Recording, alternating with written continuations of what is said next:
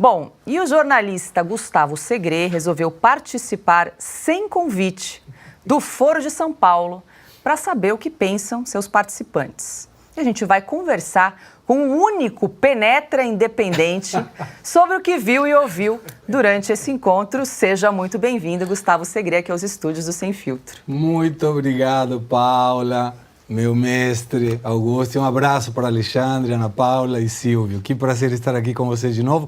Me senti um penetra mesmo, porque a primeira questão, eu me negava a pagar $50 para entrar no Foro de São Paulo. Exatamente, né? isso que eu ia te perguntar, Segré, como é que você foi parar lá no Foro? Inclusive, o Segré escreveu um artigo para essa edição da Revista Oeste para contar todos os detalhes. Eu me diverti muito, você vai contar alguns detalhes aqui, não todos, né, Segré? Não vai dar muito spoiler, mas quero saber como é que você foi parar lá.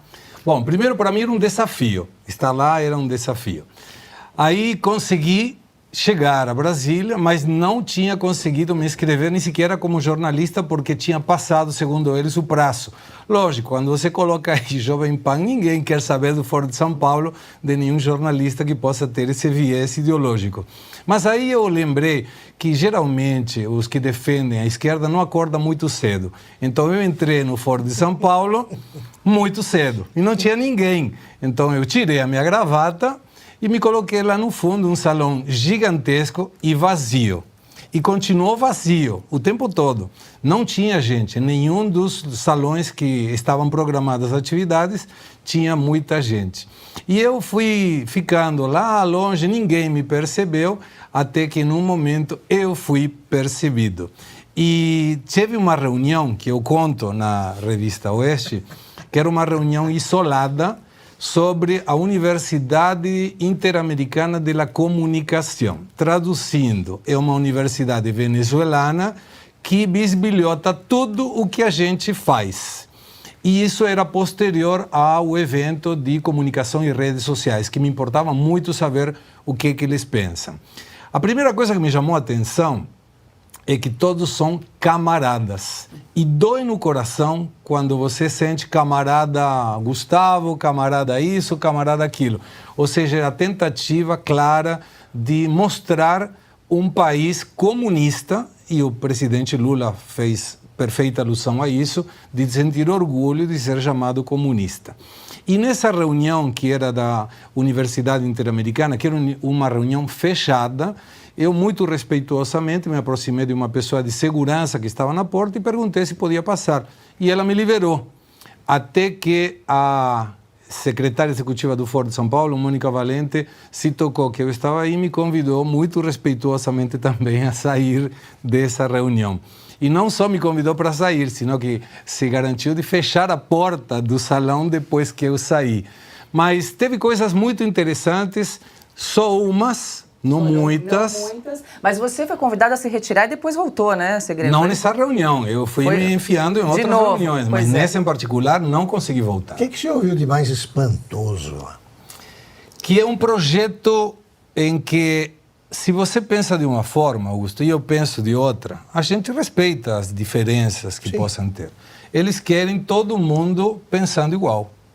E o ápice do absurdo foi quando, nas divulgações, teve que ia chegar um representante da Secretaria de Estado americano. Aí eu fiquei muito interessado em saber como alguém que é do capitalismo puro estava numa reunião em que a única fala é combatendo o capitalismo puro. Era mentira, era uma fake news da esquerda, porque quem estava, na realidade, era uma organização democrática socialista nos Estados Unidos. No primeiro dia eram 75 mil membros, no segundo dia eram 100 mil, então não acreditei nem nos 75 mil, nem nos 100 mil. E aí eu perguntei depois para eles, não seria mais fácil, você que são 75 mil pessoas, nos Estados Unidos, na mega do capitalismo, ir para Cuba, ir para Venezuela, para a Argentina, inclusive, em lugar de tentar que 300 milhões de capitalistas queiram se tornar comunistas? E a resposta deles foi, olharam entre eles e se mandaram, não responderam. Mas é uma coisa realmente absurda, porque me parece que a pluralidade faz a melhor da sociedade. É o convívio dos contrários, né? Eles não aceitam. Eu penso de uma forma, você pensa da outra, a gente respeita esse pensamento e cada um toca a sua vida do jeito que melhor entender. Não, o objetivo do Foro de São Paulo é que todo mundo seja comunista.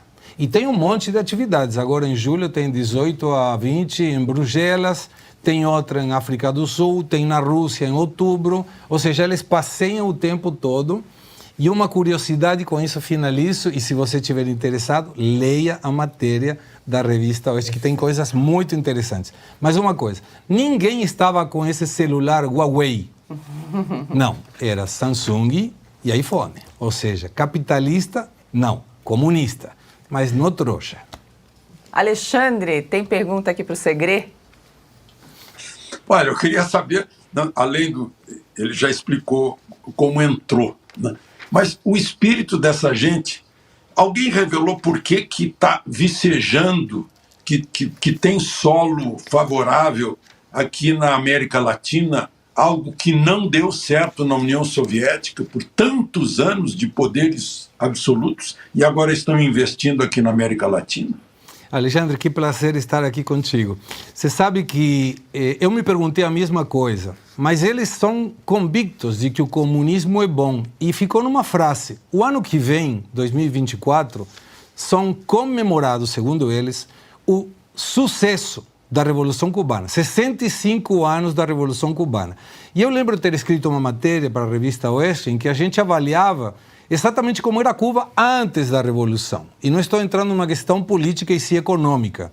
13.500 dólares era o PBI per capita antes de 1950. Cuba teve o primeiro raio-x da América Latina em 1908. Em 1906 foi o primeiro país da América Latina a ter o que no Brasil só veio em 1990, que era a ligação direta sem telefonista. Foi o primeiro país a receber o automóvel depois dos Estados Unidos.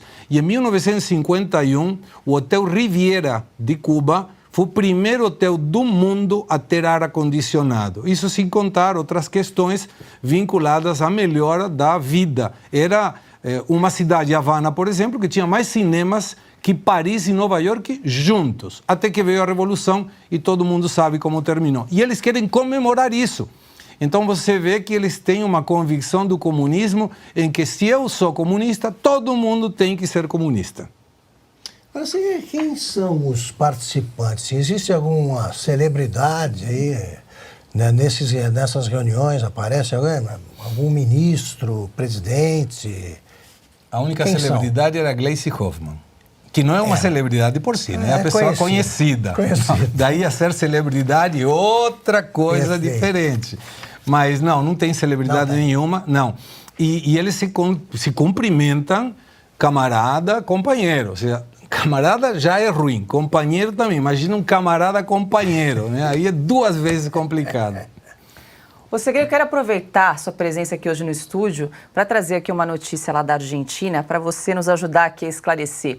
Porque a Justiça Eleitoral da Argentina abriu uma investigação preliminar contra o deputado federal Javier Milei, candidato à presidência no pleito marcado para outubro.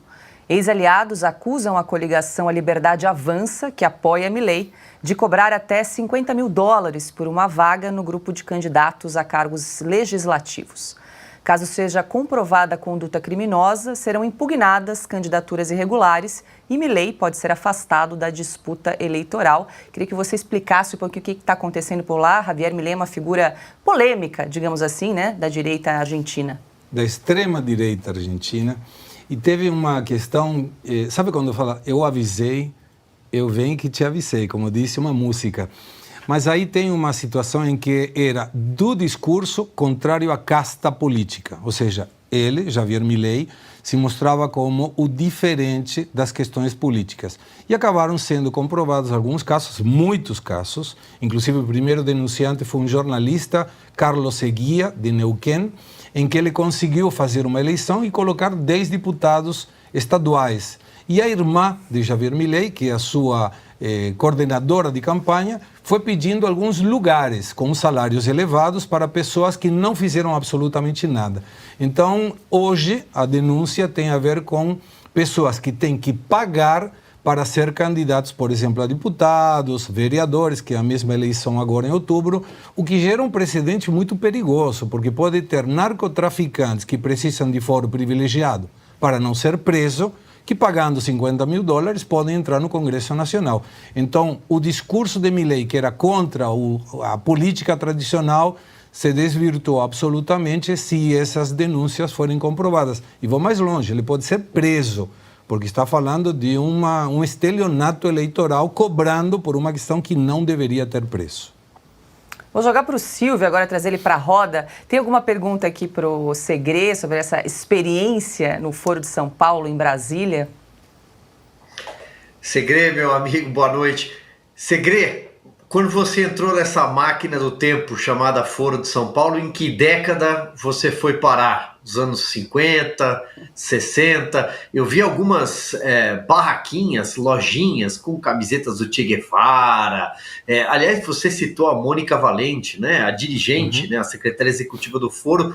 Ela é mulher do Delúbio Soares e lá foi distribuído, tá aí, ó, na tela, sim, um livreto em defesa do Delúbio, dizendo que o Delúbio, ex-tesoureiro do PT, era inocente na época do Mensalão. Então a minha primeira pergunta é essa, com base nessas camisetas, com base no que você viu, em que década você caiu, e também te pergunto se você encontrou jovens, talvez universitários, não sei, no mercado de trabalho, com seus smartphones, como você citou, dispostos a viver na Venezuela, dispostos a viver em Cuba. Não, Silvio, não tenha muitos jovens, a maioria eram pessoas de 45, 50 para cima, não que não sejamos jovens nessa idade, mas não tinha juventude, né? E estava Delúbio Soares, não perdeu um dia, parecia o melhor estilo cubano, um chapéu do Fidel Castro e sandálias, ele nunca esteve de sapatos. Eu, inclusive, fui acompanhando as questões acadêmicas do fórum, como aí perfeitamente eram mostradas, e tinha Marx para principiantes, os benefícios da Revolução, todas as questões que mostram que eles são absolutamente convictos do que eles pensam. E é uma situação estranha. Eu senti 2 fóruns de São Paulo diferentes. Um que não era essa reunião do Foro de São Paulo, a nível de presidentes. Maduro, Lula, Ortega, Canel, mas outro mais a nível mais baixo em termos de dirigência política, em que é muito mais discursivo, em que a culpa de todos os males do mundo está no capitalismo e no imperialismo americano e todas as pessoas que possam pensar igual. Bom, não vou entregar muito mais dessa reportagem. O Alexandre quer comentar? Só uma perguntinha a mais para o Segré. Segré, você encontrou alguém das Farc lá? Não, se tinha, estava escondidinho. Não falaram que eram dessa forma. Não se mostravam dessa maneira. São muito cuidadosos, né? Uma questão é mostrar que eles gostam do comunismo e que todo mundo seja comunista como eles, mas não da situação de que possa aparecer alguma coisa questionável do ponto de vista ético ou do ponto de vista belicoso. A Ana também quer comentar, e Segré, aqui no teu artigo você também fala do seminário de comunicação e de redes sociais, né? Achei bem interessante também, ele destrincha como é que é feito aí essa pesquisa da esquerda, bem interessante também, não vamos falar mais, nada, precisa ler o artigo. Leia. Lá na Revista Oeste. Ana? Segré, muito bom ter você aqui com a gente, eu li o artigo hoje de manhã e olha que artigo... Eu acho que delicioso de ler, porque é o artigo de um espião nosso, né? Ali dentro. Então, agora, Segré, eu acho que você está propagando fake news, porque de acordo com a imprensa brasileira, o Foro de São Paulo não existe. O Foro de São Paulo é uma invenção, é uma teoria conspiratória. E agora vejam vocês, né? O Augusto sempre fala, não tem como parar a verdade, ela é imparável, agora está aí. O presidente Lula discursando no Foro de São Paulo, que foi considerado pela imprensa brasileira nos últimos anos como uma teoria da conspiração. Só queria uma curiosidade boba, Segré, quantas vezes você ouviu a palavra imperialismo estadunidense ali naquele ambiente. Ou liberalismo yankee. O tempo todo. Mas vou dar mais um spoiler da matéria. A esquerda toma exemplos da direita e do liberalismo. Mises, Hayek, Friedman, em termos de como deve se comunicar a narrativa, como eles falam, dessa forma. Mas, Ana Paula, o bom se não existe que eu não estive lá. Penetra independente, é isso aí.